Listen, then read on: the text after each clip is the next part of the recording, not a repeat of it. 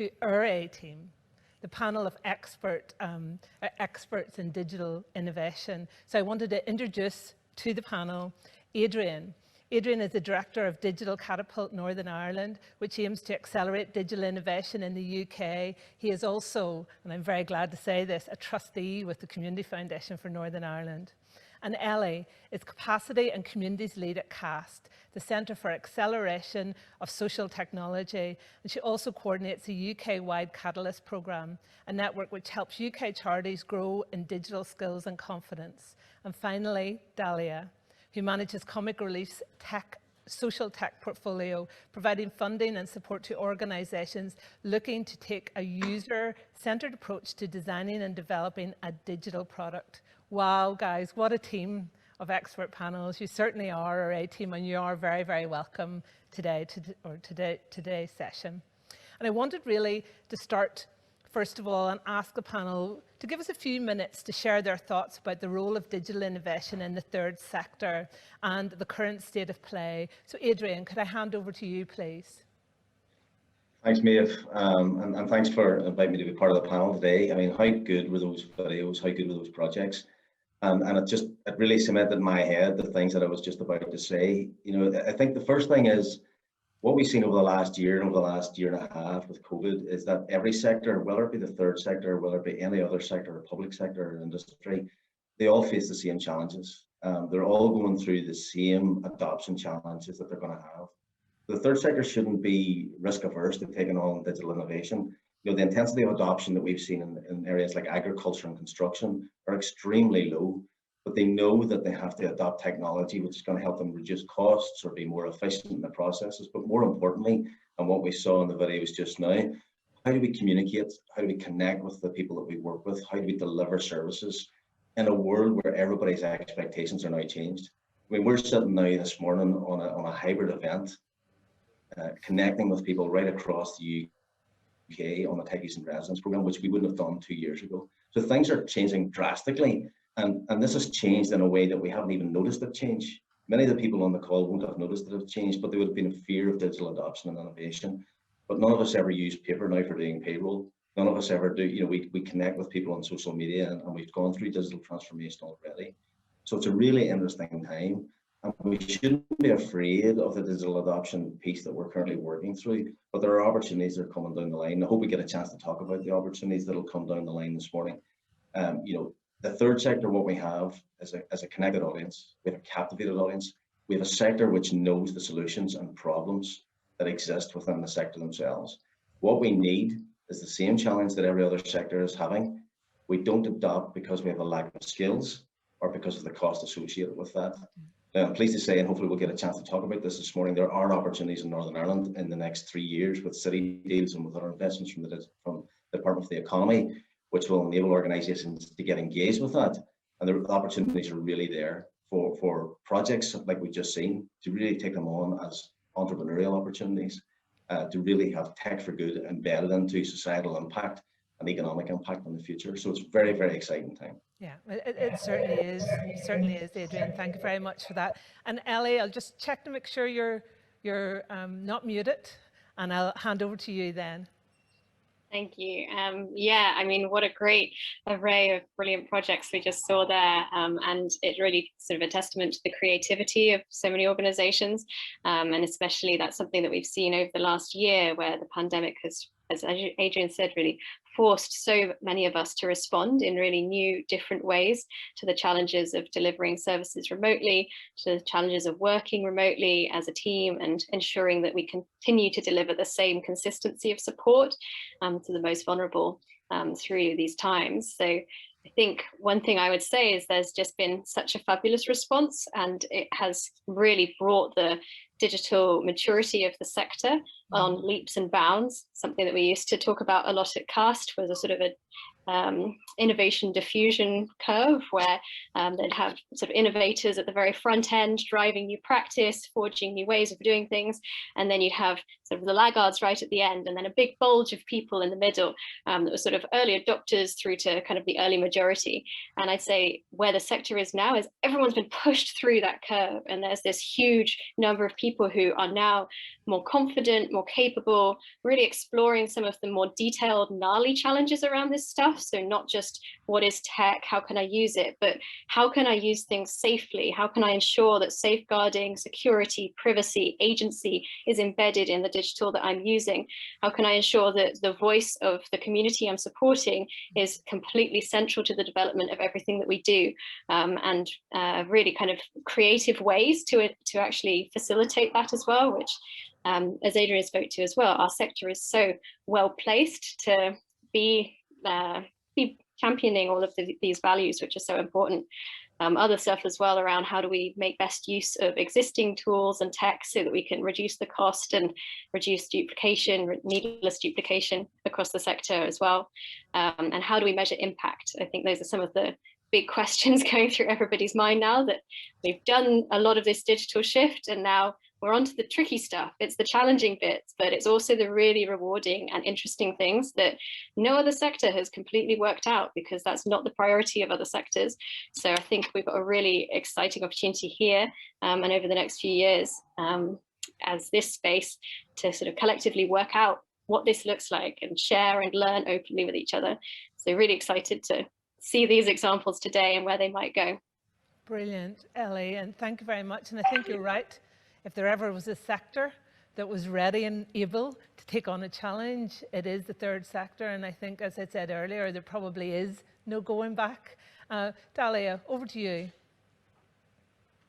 Morning, everyone. Yeah, I just wanted to echo, it was so brilliant to watch all the videos this morning. It's so clear that so much thoughtfulness and kind of quality and time went into the development of them. And I think a lot of what we saw connects to our own experiences of the past year around kind of keeping in touch with both our loved ones and with nature, getting to know the spaces around us. So thank you to everybody who was involved in the development of those.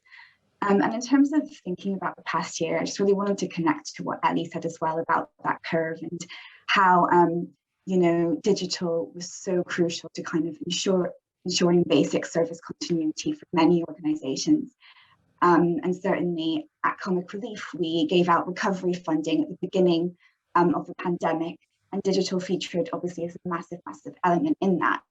And I guess in terms of what comes next, and looking at these videos this morning, we're really thinking about how to help and support organizations along that journey of how they can make use of digital design and data in a more intentional way to solve these common challenges and common problems. So kind of thinking beyond just using digital to deliver a service, that kind of more long-term and embedded piece. So something that we've learned as a funder is just how important it is to acknowledge that kind of time and energy it takes that goes to the really early stages of a project. You know, you have to kind of resource staff time properly to make sure that you do your scoping and get to that research proposal solution and kind of understand the problem that you're solving. And as Ellie mentioned, kind of bring in users in creative ways. And we've seen lots of incredible examples of kind of co-design over the past year as well. And I wanted to share some reflections as well from our Build Fund, which we just closed, and funding, which is kicking off in June, so in a couple of weeks. We received 361 applications to that call, which far surpassed kind of previous numbers. And I think we've yet to do a kind of more in-depth analysis, but some reflections that have surfaced kind of for me and other colleagues throughout looking at the applications that we received, just the kind of shared challenges that we have across the sector. So things like, you know, there's such a desire to develop tech around peer-to-peer support, around digital directories and information. I think the application pool taught us a lot about where the place-based gaps are as well. So I think, you know, from that and kind of looking to the future, just, yeah, I wanted to echo what Ellie said around kind of how we think about emerging themes like reusing existing tech to solve common challenges, like addressing sector-wide issues and incentivizing collaboration, coordination. And going forward, it will be great to raise awareness of kind of tech amongst older trustees as well. And I think we're just thinking about how, as a funder of social tech, we can really maximize our impact by supporting projects like Techies in Residence Movement Ireland, but then also kind of connecting those out to broader ecosystems. Brilliant, Dali. Thank you very much. And I think, Adrian, I just wanted to go back to something you said about confidence of the sector. And, you know, I hear a lot of conversations in the sector about, well, we're not a tech business. And I think we need to maybe get over that lack of confidence from the sector. But can you give us some examples of how you think the third sector can better connect with the wider digital economy? Yeah, absolutely, Maeve, and you're right. You know, you will hear people saying, and again, you'll hear it across other sectors, we're not tech experts, but we're experts in our field. Yeah. And that's the most important bit. The most important bit is identifying the problems. And we've seen that in all of the videos that we saw this morning from the projects. I think that for me, you link it back, if you look at UK government strategy and you look at the industrial, what's called the Industrial Strategy Challenge, it actually looks at areas which affect social impact. So it's healthy aging, it's assisted living, it's healthy neighborhoods, it's looking for technology solutions to those types of challenges. So there is a natural connectivity between the third sector and the societal impact. And the biggest issue that COVID has driven entirely because of that is that technology solutions and government can't progress with technology solutions or adoption of digital technology to solve some of these social issues if they don't have engagement from the public and from society. So the third sector play a huge role in a number of ways. One, they know the challenge space that we've seen already this morning, but also we can engage with the talent pipeline, which is untapped here in Northern Ireland. You know, one of the challenges that we have with digital adoption is the fact that we're afraid of adopting technologies, making efficiencies, and then we have staff members who have to be made redundant. No, we have to think completely differently. That what we do is actually we upskill them, either to be entrepreneurs and take some of these products forward as businesses, new products and businesses to solve those industrial challenges like healthy aging, etc., assisted living and educational outcomes. Or we also help them to upskill. We transfer the knowledge that we're seeing in Techies in Residence, which is a fantastic project, but taking those skills and actually absorbing those skills back into the organizations themselves that they can continue to develop solutions, you know, for their audiences and for the people they work with. I mean, two examples that flagged to me straight away, Maeve, is Elemental, which is a project in the Ormeau Baths in Belfast. Elemental, sorry, they're actually out of Derry, they're out of Derry now, but social prescribing, so individuals and families and carers, similar to what we've seen this morning, can connect to some community-based programs and services. Now, that business is thriving, it's huge, and it's just expanding because of the need for those types of solutions. We look at Esther, we talk about fundraising has changed because of COVID-19. Esther is another project where they look at pocket-to-pocket giving, so from a donor direct to a recipient using digital technologies. Now, that's an application that needed a solution to it. So, I mean, some of the examples that come out of that is recipients are able to go and see family at Christmas because they now have the bus fare to do so. I mean, that's a huge impact, but that's coming from people that know the space and then developing the solutions around that. The key thing for me is that because of the government looking at now what they're calling inclusive innovation and engaging with the third sector and engaging with community, there's a 10x economy vision which has been released by the Department of the Economy over the last 2 weeks, and that talks about inclusive innovation. There's the Belfast Region City deals in the northwest, the Derry City and Strabane city deals. That both of those programs, £500 million, are about inclusive innovation. They're looking at healthy neighbourhoods. They're looking at all the challenges we talked about, assisted living and ageing and educational outcomes. There's challenge funds, which will enable the third sector to engage in developing those solutions and developing those skills pipelines. So there's a lot of opportunity, huge amount of opportunity. But what we need to do is the third sector think more strategically. How do we transform in terms of digital adoption? Not just about the technology and how we make ourselves more efficient, but the role that we'll play in developing new solutions and problems to those social issues that we've just talked about, and develop them as economic benefit to those organizations as well. We just need to change strategically how we think about that. Yeah. Well, I think I couldn't agree more. I think in some of the things you're discussing are certainly parts of a conversation we'll be having within the Community Foundation and even within my own organisation. I suppose I wanted to thank you particularly for those two examples because they're a really good examples of regional projects, and I love the fact you got the dairy bit in, Adrian. I knew you would, and the Northwest piece. But that idea, you know, that the geographical spread can happen through digital innovation. You know, it doesn't all have to be in one area. But also, I think there's a really important point, because I think, if I'm correct, those two examples have women tech founders. And you know, that idea of diversity and inclusion within this sector as well, and all the other groups of people that we as a sector support, the potential for development there is fantastic. So thank you, Adrian, and we'll maybe join you into the conversation in a moment. But over to you, Ellie, because I genuinely believe that people can't be it if they can't see it. So Adrian has given some local examples to help us with that today, but what do you think the success factors for third sector organisations who embrace tech for good are, and you know, maybe give us a couple of examples that you know of, and what support is out there? Yeah, great question. I think this is actually changing a little bit, and has changed a little bit over the last year. And in my role at CAST, working with the Catalyst Network, we've been supporting a huge number of different organizations to get to grips with solving specific challenges and address urgent needs in collaboration with digital partners over the last year. So very similar to Techies in Residence, actually, but slightly more compressed timescales. And some of the things that we've seen emerging from that have actually been most powerful are things around being really open and open working, and enabling others to understand what you're working on and see how they can contribute and collaborate. Because I think something that came out of this pandemic period is a huge increase in desire for mutuality, for working together, for partnership, and an understanding of how beneficial that could be and where it is beneficial and useful. And the first step of that, often we've found over the last year, is being open. So sharing kind of week notes about what your project is working on, what you've learned from your user research, what you've learned from testing out in the wild, your prototype, and how that can then be really helpful and beneficial to others doing similar things.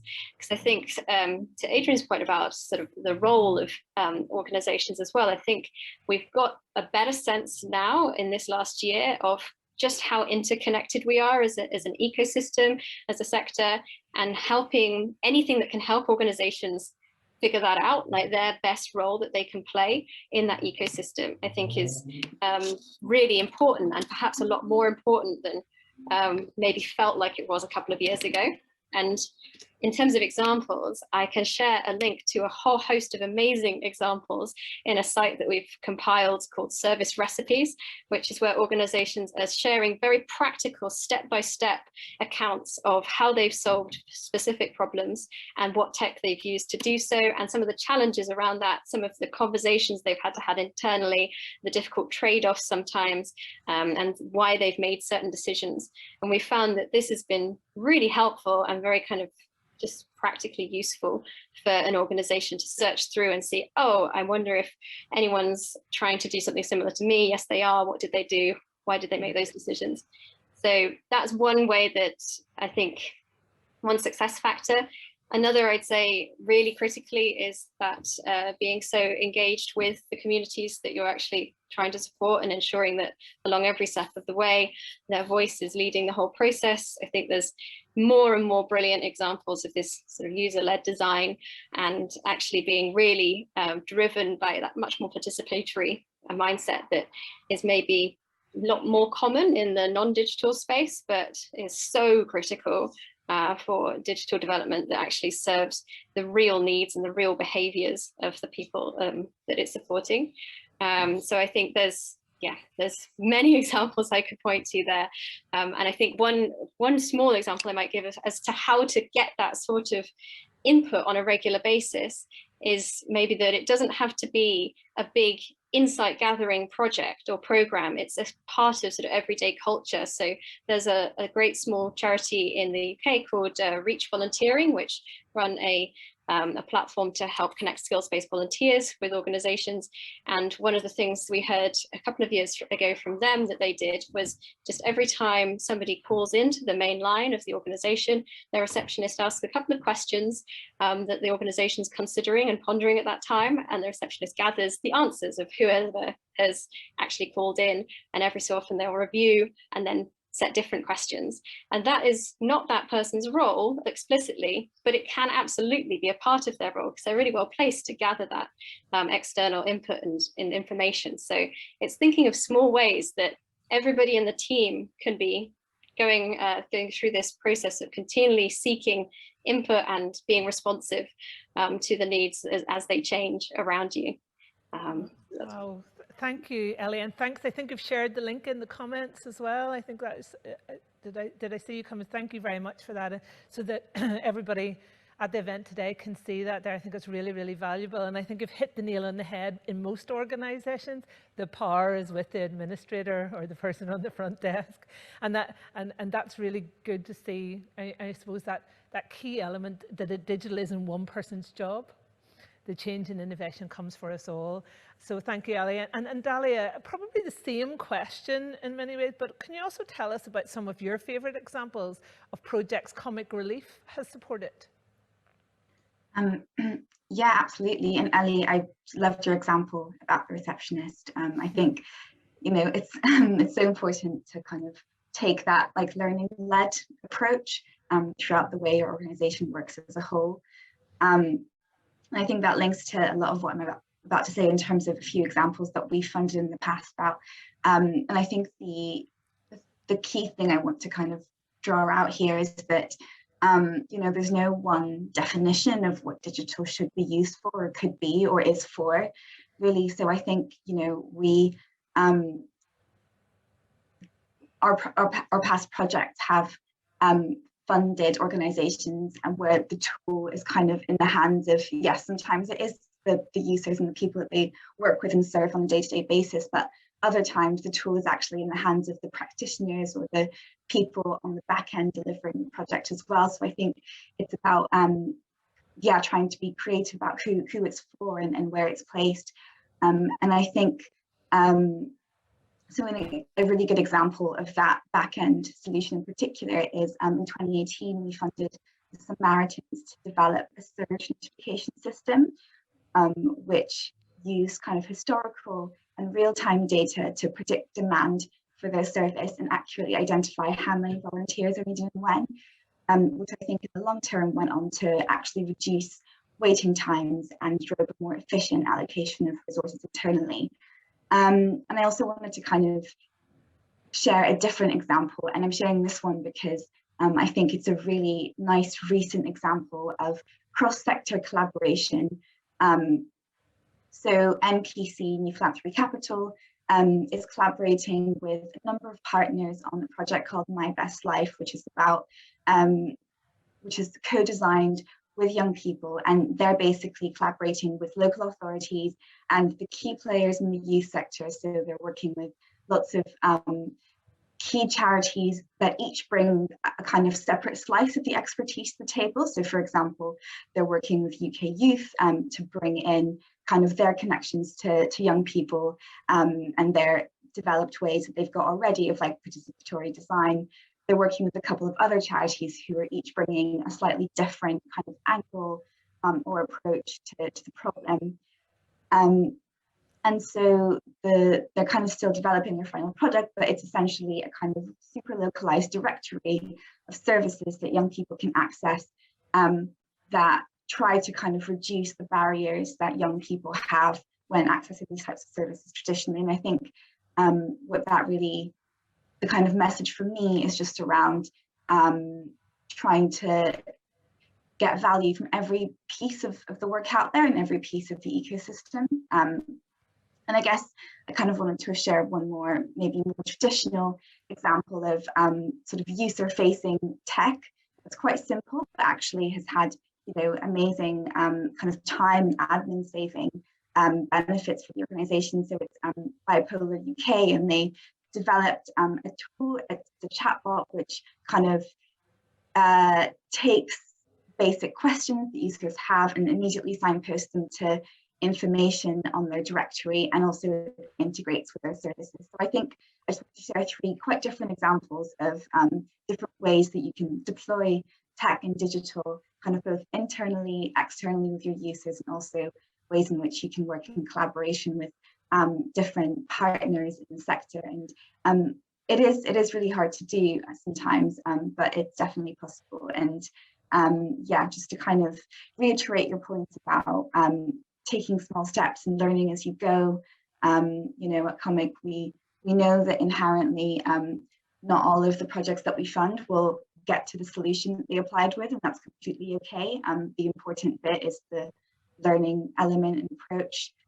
So yeah, I think that's those are the examples I was going to share. Great. I think they're wonderful examples, and I suppose what we're hoping today that we, you know, that everybody that's tuning in gets excited about this, but understands that they can do it too, and that it's not just, you know, digital businesses succeeding and other, that we can move the sector along as we go. And I suppose we have about 5 minutes left, so I probably have a question just for the panel overall, so you can come in if you think you can input into this. But I suppose that when Adrian had mentioned about the city deal and, you know, the Department for Economy strategy, it all sounds very grand. It sounds very government. I think when you're sitting in the sector, you can find it quite difficult to think where you fit into that.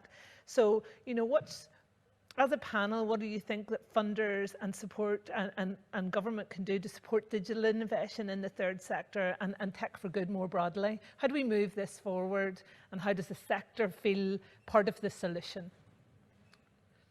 Does anybody want to take a question first? Adrian, maybe you first from a local. Well, yeah, I mean, one of the things that immediately jumps to my mind is, you know, we talk about inclusive innovation, but you know, we're developing programs outside of engaging the third sector at this moment in time.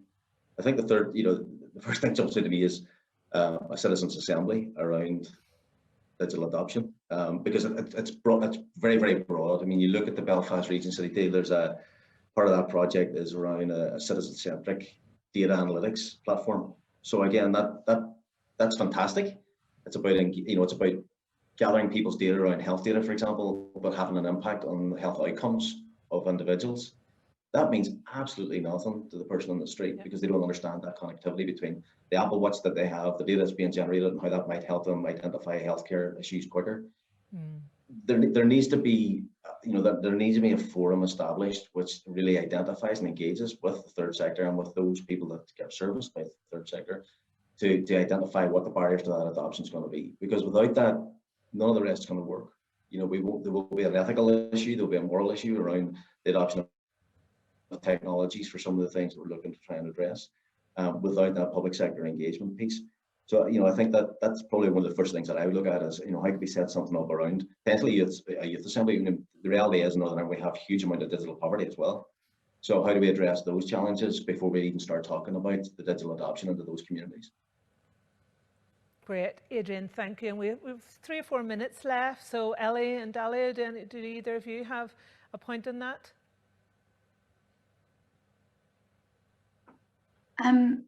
Yes, go ahead, Dalia. Yeah, just when it comes to that broader piece about funders, I think something that we've been talking about and that we've seen other funders kind of adopt is kind of how to weave digital into more traditional funding applications, and making it a kind of core part of an offering as opposed to an add-on. And I think funders have a really important role in that, in terms of providing the opportunity and incentivizing people at application, you know, across the board. It doesn't have to be a tech-specific funding call, to create space for that thinking and that kind of work, and encourage that. Would you suggest that, you know, organisations here have a conversation with funders around digital and how they can support that? Is that a good next step for people in the audience when they're starting to think about taking this forward? Dalia, maybe you first and then on to Ellie. Yeah, absolutely. Yeah, I certainly hope so. And I think we've already seen a little bit of that within the COVID emergency response funding. That was really flexible and it was really open.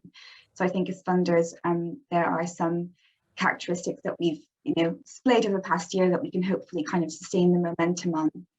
Brilliant, thank you. And Ellie, I'll probably just end with you. Yeah, I'd echo that. I think that kind of creating space for that dialogue is really crucial. Because we're all figuring this out together, right? Like there's not that many really clear known elements. We're building practice collaboratively as a sector. So the more time and space and attention we can put to setting aside time to speak to each other as peers, work out what each other are doing, what we're learning from it, and have that dialogue between funders and grantees as well. I think spaces for that cross-sector learning is just so valuable and so beneficial. We've really seen that across all of our work as well. So yeah, making sure that we dedicate time to that, because it does take time, it does take resource, and there might be a role for funders as well in helping create that time by building that as well into the way that grants are designed and the way that funding is delivered. So yeah, making sure that it's not at the bottom of it doesn't fall to the bottom of the priority list always, because it's so crucial as we're going forwards. Great. Well, look, thank you, Ellie, and thank you to all our panel. I do think you were our A team, and I suppose that idea of diverse brains and diverse experiences help us all at the event today think this through and plan our next steps. So thank you very much for your time and your expertise today. We really, really appreciate it.